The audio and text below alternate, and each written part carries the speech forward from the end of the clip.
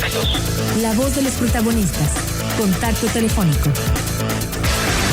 Pues es un honor tener en los micrófonos a Paco Ignacio Taibo II, escritor, historiador, investigador. Él viene a La Laguna a dictar su conferencia La crisis en México. Y si usted quiere conocer un poco más de Paco Ignacio Taibo, pues basta ponerlo en un buscador y le aparecerán miles de sitios donde usted encontrará información. Que nació en Gijón, España, vive en México desde los 9 años, donde se hace escritor, prófugo de 3 carreras de educación. En su mismo sitio web, en su biografía, esto es lo que cita, con la que reúne 7 años de estudio, historia, letras españolas y sociología, entre otras muchos datos, donde no nos vamos a detener para aprovechar la presencia de nuestro invitado en el micrófono. Le agradecemos mucho que esté con nosotros en Contexto. Le saluda Marcela Pámanes. Un placer. La crisis en México, ¿en algún momento no hemos estado en crisis?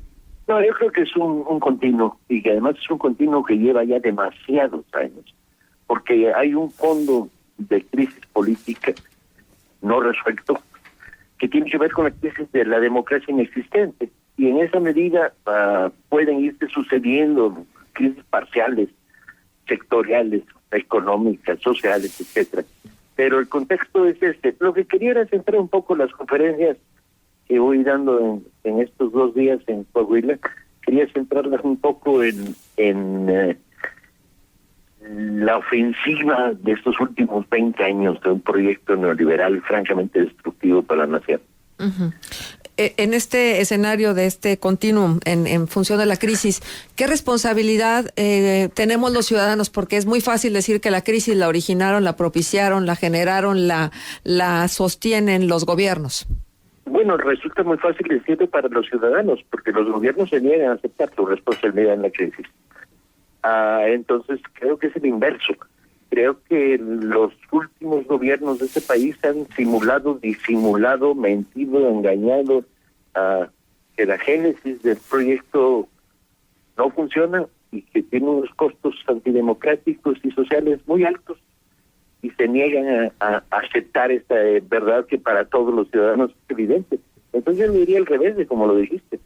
Diría, no es fácil decretar esta visión de la crisis desde el mundo ciudadano. Lo que es imposible es que el gobierno reconozca, o los diferentes gobiernos que hemos tenido, su absoluta responsabilidad en tratar de imponer un modelo que tiene esas características. Uh-huh. A pesar de que sí ha sido la crisis una constante, por lo menos en muchas de generaciones a la que yo pertenezco, evidentemente siempre hemos vivido en crisis, pero hoy por hoy, el momento en el que estamos viviendo, donde están metidos temas como corrupción, como falta de Estado de Derecho, crisis económica, situación económica que por una parte nos dicen que estamos bien y por otra parte nos dicen que estamos frente a una tormenta prácticamente perfecta. ¿Dónde estamos parados en este momento? ¿Podemos tener alguna esperanza? Sí, siempre hay esperanza. Lo último que se renuncia es la posibilidad de que se produzca un cambio que sea mucho más profundo de lo que hasta ahora los microcambios que se han producido son.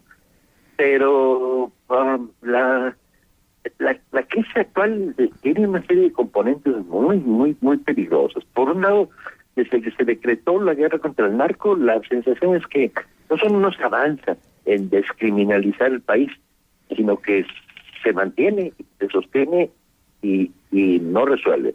Pero hay una crisis continua, sistemática, que tiene que ver con la falta de democracia efectiva. Tenemos instituciones que se dedican a dar explicaciones incomprensibles sobre la realidad, que no profundizan, que a la pregunta siempre tienen la respuesta que no responde, ¿no? Uh-huh. Sobre temas que son graves, ¿no? Una sociedad en la cual se persigue inocentes, no se persigue culpables, se castiga al ciudadano de mil y un maneras, económica, social, se limitan los derechos de libertad de expresión, se miente con una alegría y una capacidad notable para ocultar un desgobierno que ha producido básicamente millonarios y pobres, ¿sí? Mientras que se enriquecían ilegalmente varios millares de personas, se empobrecían varios millones. Y en un clima que yo diría que es pernicioso porque resta esperanza, agota, agobia a la ciudadanía. ¿Cómo han contribuido los partidos políticos a esta crisis? Y yo hablaría de esta famosa crisis de credibilidad y confianza en las instituciones.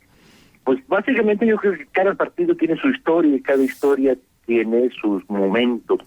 Creo que el PRI ha asumido el proyecto neoliberal de una manera enloquecida, lo ha tratado de imponer con los costos sociales que tiene, ha tratado de imponer reformas francamente irracionales como la reforma energética o la reforma burocrática en la educación, que no ha permitido el mínimo avance en resolver problemas educativos y se ha creado más burocracia y más represión, en desnacionalizar las playas de este país, en permitir una serie de desafueros y exabruptos a cual más feo, man. Yo creo que el PRI tiene una responsabilidad sistemática, permanente, en la gestión de la crisis. Los dos gobiernos panistas que hemos sufrido han demostrado que de alternancia nada, ¿no? Son continuidad. Han sido compañeros, cómplices y amigos en este proceso. En términos generales establecieron relaciones de continuidad.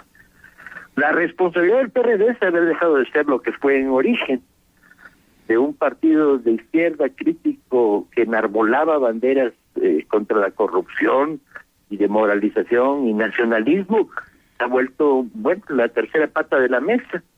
Yo creo que es un cadáver que camina mediante quién sabe qué elementos y ya está asociado plenamente, y esto lo viví personalmente en las últimas elecciones en la Ciudad de México, a fenómenos de compra de votos, manipulación electoral. El verde es como una broma. Yo creo que de verde lo único que tiene es la cantidad de marihuana de baja calidad que deben quemar sus dirigentes, ¿no? Es un partido verde desautorizado por los partidos verdes de todo el mundo, que opera como partido palero. No le tengo mayor respeto. Que queda Morena dentro del arco de los partidos legales, que bueno, Morena, la virtud que tiene es que todavía no ha pasado las pruebas de fuego, pero hasta ahora ha estado al margen y fuera de los fenómenos de la corrupción. Si tienes un arco de 7 partidos legales, 8, 9, a niveles estatales, etcétera, de los cuales la inmensa mayoría está asociada a fenómenos de corrupción, pues sí creas un nivel de incredulidad ciudadana y sobre todo creas una especie de fraseo. Yo creo que es injusto, ¿no? Dicen, los políticos son culpables. Pues no los políticos, algunos, ¿no? Yo he hecho política desde que soy adolescente, he participado en movimientos sociales, en protestas ciudadanas desde el 66, que tenía 17 años, y yo no he cobrado jamás dinero por abajo de ninguna mesa. O sea que no se puede atribuir al hecho de hacer política a los fenómenos de la corrupción. Hay una manera corrupta de hacer política. Claro, sí, el peligro de la generalización. Ahora, Paco Ignacio, usted ha dicho en otro momento que en este país sobra material para escribir novelas policíacas y tal pareciera que todos los días sobra material. Desgraciadamente, alguna vez bromeando con un escritor checoslovaco, él me decía, oye, a mí en Praga me cuesta un trabajo enorme encontrar temas. Yo digo, no, y a ti mira, y me enseñaba el periódico. Yo decía, pues cambio sin ver, mano, no hay ninguna alegría en que la realidad nacional te produzca material informativo para escribir novelas policíacas a raíz de uno por día, ¿no? Sí, esta historia, por ejemplo, del Chapo, la actriz, del gobernador, España, de la extradición, de todo, de las historias de narcotráfico, sigue siendo, grandes temas que nos están ocupando. Sí, pero bueno, si le rascas un poco para escribir novela policíaca, de repente te encuentras una pregunta que es, sigue la consigna de Sherlock Holmes. Cuando no sepas qué está pasando, sigue la pista del dinero. Follow the money. Y tú dices, bueno, en todos estos años de combate al narcotráfico, ¿por qué ningún solo banquero ha sido detenido? Ujú. O sea, ¿cómo se mueven estos centenares, millares de millones de pesos y no hay un solo banquero detenido? Claro. ¿Sí? Alguna vez tuve la oportunidad de ver un mail que se enviaron entre la central y una sucursal bancaria en provincia. El gerente de esta sucursal decía, me está llegando dinero de orígenes dudosos, ¿qué hago? Y la respuesta de la central era, el dinero es el dinero, money is money. Le contestaron.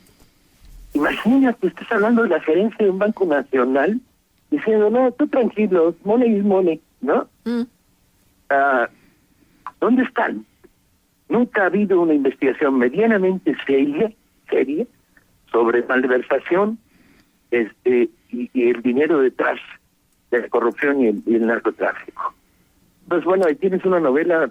Lo que pasa es que para escribirla necesitas ponerte a trabajar mucho en temas de investigación, más que en trabajo de narración, ¿no? Ujú. Y eso tendría algunos costos, ¿no? Sobre todo porque el trabajo, por ejemplo, de investigación periodística, siempre trae la sombra del peligro, de que no sea incómodo para algunos. Pues sí, ha sido uno de los espacios de defensa de esta sociedad. Hay que agradecerle a una generación entera de jóvenes y viejos periodistas el haber intentado de una u otra manera contar lo que estaba pasando, con unos riesgos y unos costos inmensos. Claro, sí. Pues por eso es que tenemos las cifras de ataques a periodistas tan altas. En fin, bueno, Paco Ignacio, ha sido un gusto, un placer poder conversar, aunque sea de manera breve, con usted. Estará en San Pedro, pero también estará en Torreón, ¿cierto? Sí, hoy, bueno, en este instante estamos llegando de Monclova, donde empezó esta gira de 3 conferencias, y hoy en la tarde estaremos en Torreón. Muy bien, pues muchísimas gracias. Es que no sé dónde. No, ahora nosotros lo informamos. Sí. Bueno. Muchísimas gracias. Yo aquí me lleva a un lugar y yo hablo. Muchísimas gracias por estar con nosotros. Un gusto. Hasta pronto. Luego.